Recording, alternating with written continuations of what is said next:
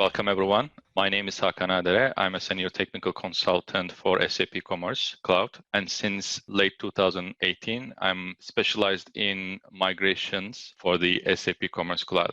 We will talk about the disaster recovery, the integration options for the SAP Commerce Cloud in the public cloud. When we talk about disaster recovery, there are two types of failure scenarios, right? One is the individual customer failure. The other one is a disastrous event, right? So disaster recovery, when we mean by disaster recovery, we mean this disastrous event, right? So data center, the Azure platform, the Azure data center, right?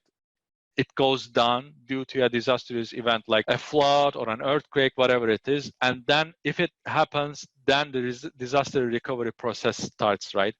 All other individual customer failures, like the isolated hardware failure in your dev stage or production environments, like your deployment fails, or some kind of a data corruption occurs in your own environment, these are not disaster recovery.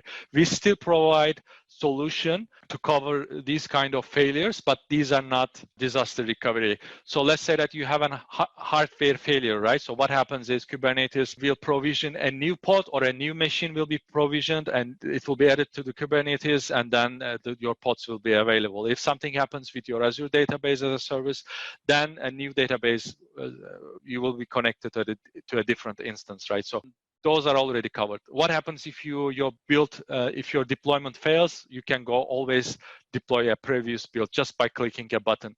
What happens if any kind of a data corruption occurs? So you can restore a backup 1 hour before, or you can restore a snapshot, right?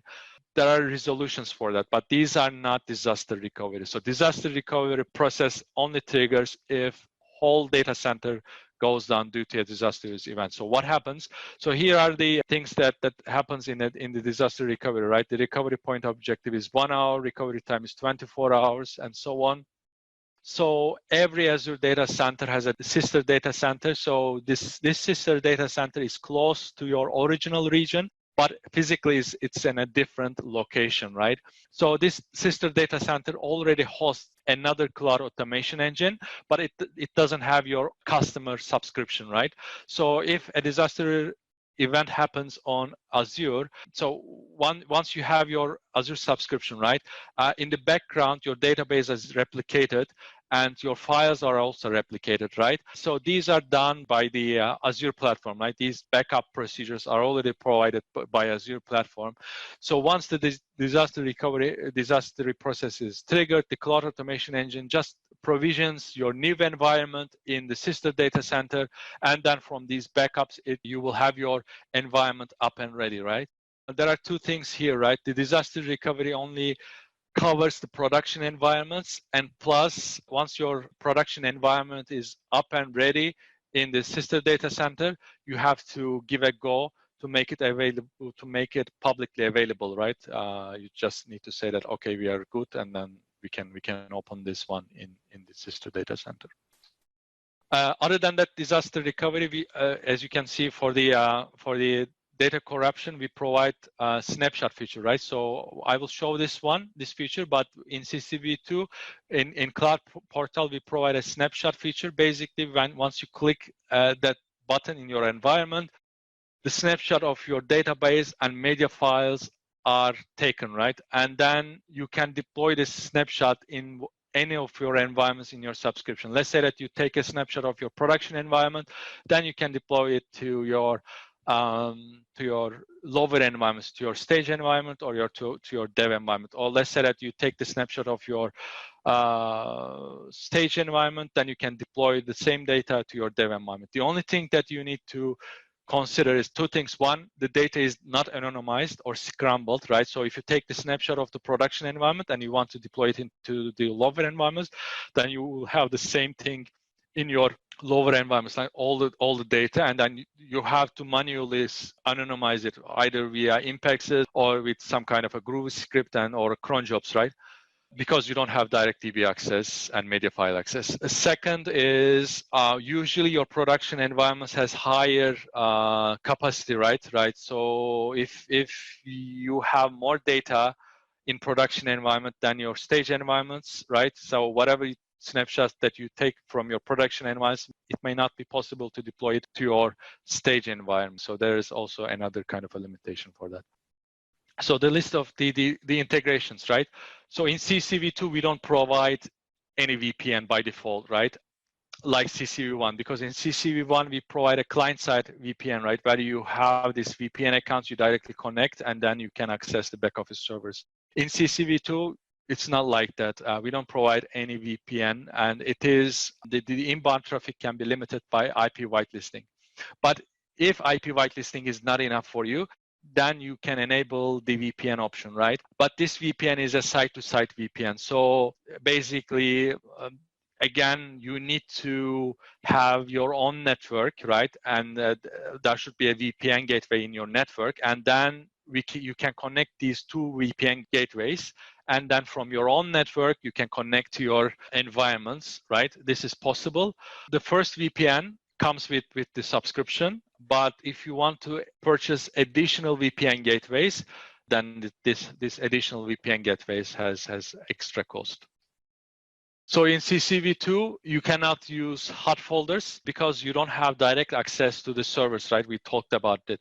So what we did, we provided cloud hot folders. So cloud hot folders is basically hot folders with it's something like an improved or extended hot folders, right? So what happens is in cloud hot folders, you upload the file into an Azure Blob Storage, and then there is these special extensions that comes with CCV2, right? When you create a build, those extensions are automatically added. So these extensions just checks that Azure Blob Storage, right? And then takes that file and puts it into the temporary file location of a specific node in CCV2, and then that specific node basically processes the hot folder. So it is hot folders, but instead of putting the file in the file location of the node, you put it into the Azure Blob Storage, and then from that Azure Blob Storage, it is downloaded to a node and then processed. So there are a couple of ways to connect to the Azure Storage. Basically, it is a REST API. You can connect it through REST, or you can use Microsoft Azure Storage Explorer, or you can use, there's a tool called Ascopy, again, provided by Microsoft, or there's a tool called Fuse, which is an open source tool. So you can host your own Linux machine, and then you can mount Azure Blob Storage as a file system in that machine. And you can even install SFTP server in that machine so that you can somewhat simulate the SFTP usage in CCV2 if you are willing to host your own SFTP server. Other than that, obviously, you can use SCPI, right? And SCPI is the preferred integration mechanism for SAP to SAP integration. So if you want to connect for any SAP ERP backend or any SAP marketing or SAP customer cloud solutions, we highly suggest to use SCPI because there are a couple of reasons.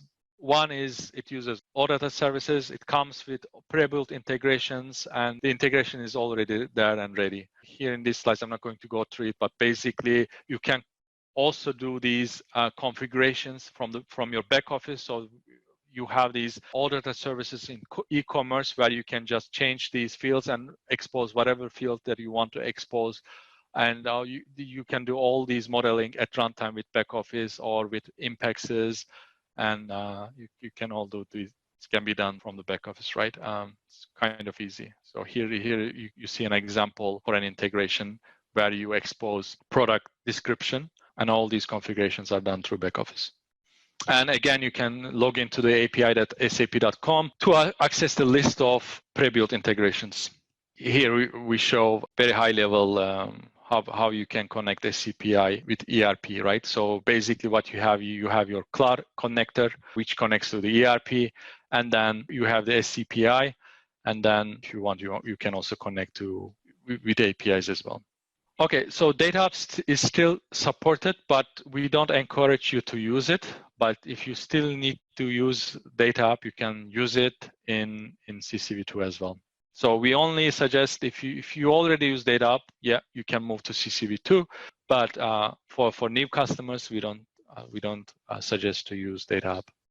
And if you want to use DataOps on CCV2, you have to. So CCV2 supports 6.7, but you have to use 1808 and higher if you want to use DataOps.